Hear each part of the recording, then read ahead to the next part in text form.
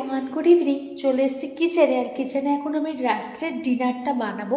আর আজকে আমি কি ডিনারটা বানাবো সেটাই তোমাদের সাথে আজকে শেয়ার করবো। বেশি বড় ভিডিও করব না, চেষ্টা করছি একটু ছোটোর মধ্যেই ভিডিওটা রাখার, তাহলে তোমাদেরও আর বোর ফিল করতে হবে না আমার ভিডিও দেখতে দেখতে, মানে তাড়াতাড়ি তোমরা ওটা ওয়াচ করতে পারবে। তো যতটা পারবো চেষ্টা করবো একটু ছোটোর মধ্যেই করার। তো যাই হোক, ডিনারে আজকে কি বানাবো সেটার জন্যই তো ভিডিও করা, ওই জন্য আগে থেকে আজকে আর কিছু বললাম না। তো চলো দেখে নিই আমি কী কী সবজিগুলো কেটে রেখেছি, মানে সবজি না, কী কী কেটে রেখেছি সেটা আগে দেখাই। তো পুরো ভিডিওটা দেখো। আর আমার ভিডিওগুলো কেমন লাগছে তোমরা অবশ্যই কিন্তু কমেন্ট করে জানাও। কেন জানাও না বলো তো? তাহলে একটু আমি একটু ইন্সপায়ার হই, একটু মোটিভেটেড হই। একটু মোটিভেট করো না প্লিজ, একটু মানে বলো আমার কী ধরনের ভিডিও তোমরা দেখতে চাও, মানে ব্লগ ভিডিও না কুকিং ভিডিও না ফুড ভিডিও। চেষ্টা করবো সেরকম ভিডিও আপলোড করার, তো না ডেলি ব্লগ দেখার, তোমরা যেরকম বলবে চেষ্টা করবো একটু সেরকম ভিডিও আপলোড করতে। তো যাই হোক, কথা বেশি বাড়াবো না, রাতও হচ্ছে, এখন বাজে রাত্রে 10টা বাজতে 10। আরও পরে রান্না বসাই আমি, অনেক আগে আমি এখন রান্না বসাচ্ছি, এরও পরে রান্না বসাই। আমাদের খেতে খেতে রাত্রে 1টা 1:30 বাজে প্রায় এভরিডে, শীত গরম বর্ষা সব সময় প্রত্যেকটা দিনই আমাদের এরকম রাত হয়। তো রাত্রে 11:30 পৌনে 12টা নাগাদ আমি রান্না বসাই। ওই জন্য মানে রাত্রের রান্নার রেসিপি ভিডিও এগুলো রোজ দেওয়া মানে পসিবল হয় না, মানে সেই না আর ইন্টারেস্ট থাকে না। তো যাই হোক, কথা বেশি বাড়াবো না, চলো রান্নায় যাওয়া যাক আর দেখাই কী কী করছি।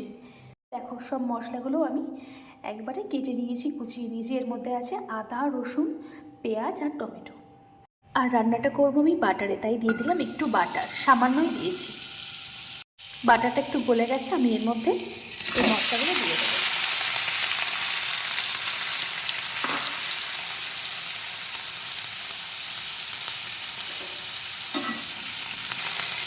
এগুলো একটু নরম হতে দেবো।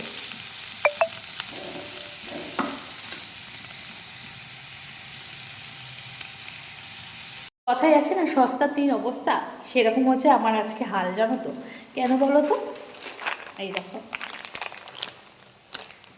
কাজুটা, দাঁড়াও দেখাচ্ছি, ভাঙা দেখো কত,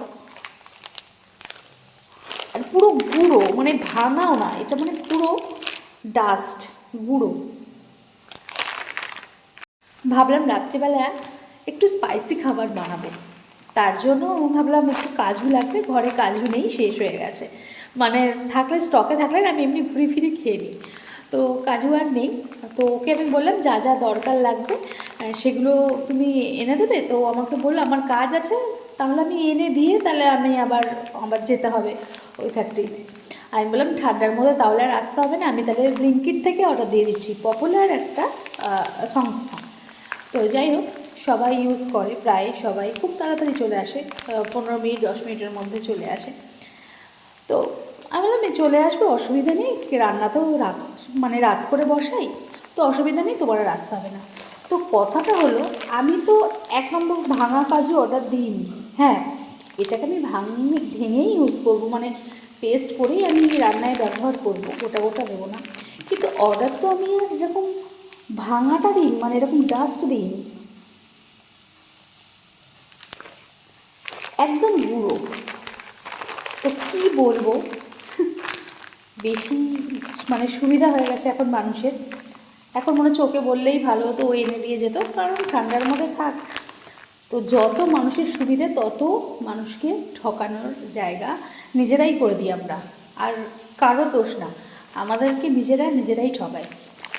তো চলো, কিছু করার নেই, রান্না তো করতেই হবে, রান্না করে নিই। মশলাগুলো একটু নরম নরম হয়ে এসছে, এর মধ্যে দিয়ে দেবো এবার আমি কাজু।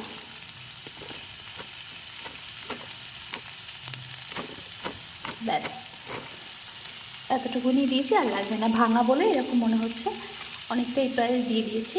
এবার এগুলোকে একটু ভাজতে হবে, সামান্য, খুব বেশি ভাজবো না, সামান্য একটু ভাজবো।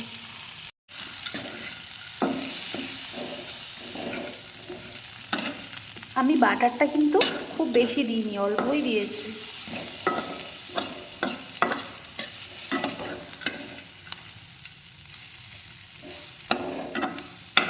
আর একটু নরম হোক, তারপরে নামাবো। মিক্সিং বলে আমি কিছুটা পোস্ত আর শুকনো লঙ্কার গুঁড়ো দিয়ে নিয়েছি। এর মধ্যে তোমরা চাইলে গোটা লঙ্কাও মানে গোটা শুকনো লঙ্কাও দিতে পারো। যখন আদা রসুনটা কড়াইতে তুমি একটু ভাজছো বাটারে, তার মধ্যেও দিয়ে দিতে পারো, একটু নরম হয়ে যাবে। নাহলে এরকম শুকনো লঙ্কার গুঁড়ো দিয়ে একবার একটু পেস্ট করে নিলে ভালো হয়। আমি মানে দুটোই করি। তো আজকে যেহেতু শর্টে রান্না করছি, একটু তাড়াতাড়ি করছি, তাই জন্য আমি গুঁড়োটা দিয়ে নিয়েছি। খারাপ হবে না। তো চাইলে তোমরা গোটা লঙ্কাও দিতে পারো। তো চলো এর মধ্যে যে মশলাগুলো এখন ভাজলাম, মানে আদা রসুন পেঁয়াজ কাজু টমেটোর সব একসাথে এবার দিয়ে পেস্টটা করে নিই। এই যে সব একসাথে দিয়ে দিয়েছি।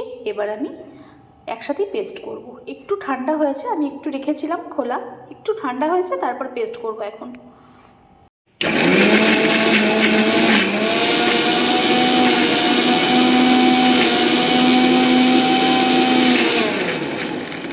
এবার এই কড়াতেই আমি এবার দিয়ে দেবো কিছুটা বাটার। আর কড়াইটা আমি আর ধুইনি,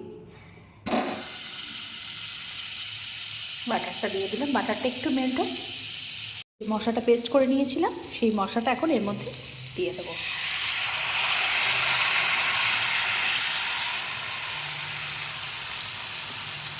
এর মধ্যেও অনেকটা রয়েছে, একটু জল দিয়ে তারপর এর মধ্যে দেব।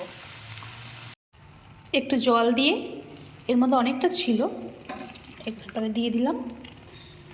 দেখো আর নেই। এবার এটাকে একটু অল্প কষাবো সামান্য, কিন্তু খুব ভাজা ভাজা করবো না। দেবো নুন 1 চামচ দিলাম, আমি বেশি দেবো না। তারপর একটু টেস্ট করে দেখে তারপর নয় দেবো। দিয়ে দেবো চিনি। এবারে ভালো করে এটাকে মিক্স করবো।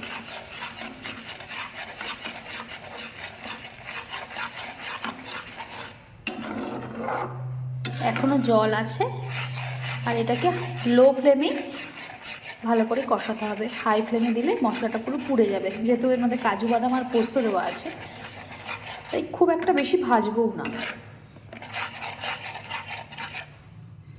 আস্তে আস্তে এটাকে কষাতে হবে।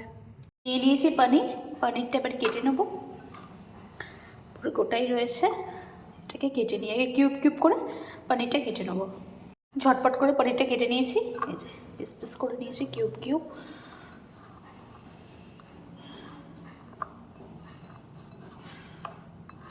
ঠিক আছে, চলো পনিরটাও কাটা হয়ে গেল। মশলাটা বেশ খানিকক্ষণ কষালাম। এবার এর মধ্যে দিয়ে দেবো এই পনিরগুলো।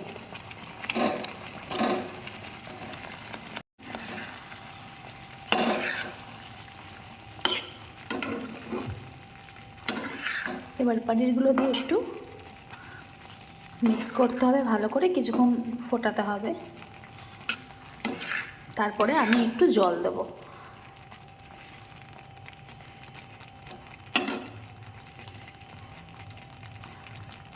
যেহেতু পনিরটাও নরম, তাই বেশিক্ষণ এটাকে রাখা যাবে না, মানে বেশিক্ষণ নাড়াচাড়াও যাবে না, ভেঙে যাবে। আর মশলাটাও দেখেছো অনেকক্ষণ কিন্তু কষানোর পর অনেকটা শুকিয়ে গেছে, আর জল কিন্তু নেই। আর বেশি ভাজলে তাহলে ফের পোড়া পোড়া লেগে যাবে, যেহেতু এর মধ্যে পোস্ত আর কাজু দেওয়া রয়েছে। আর এর মধ্যে চারমগজও দেয়। চারমগজ আমার ঘরে নেই বলে আমি চারমগজটা দিতে পারিনি। তোমাদের ঘরে যদি থাকে কিংবা দিলে বেশ ভালোই লাগে, চারমগজ দিতে হয়। আমার ঘরে নেই বলে, আর আমার খেয়াল ছিল না, যখন আমি ব্লিঙ্কিট থেকে অর্ডার দিয়েছিলাম তখন আর চারমগজের কথাটা খেয়াল ছিল না। তো যাই হোক, এবারে আমি একটু দিয়ে দেবো জলের মধ্যে।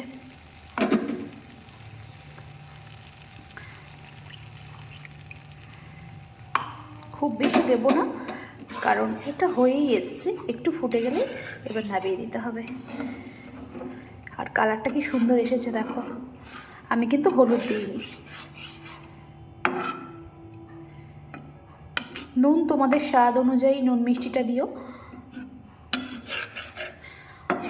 এবার একটু ফুটে গেলেই মোটামুটি হয়ে যাবে। হয়ে গেছে। এবার এর মধ্যে দিয়ে দিলাম কাসুরি মেথি। এইবারে একটু মিক্স করে নেবো, নিয়ে এবার নামিয়ে দেবো।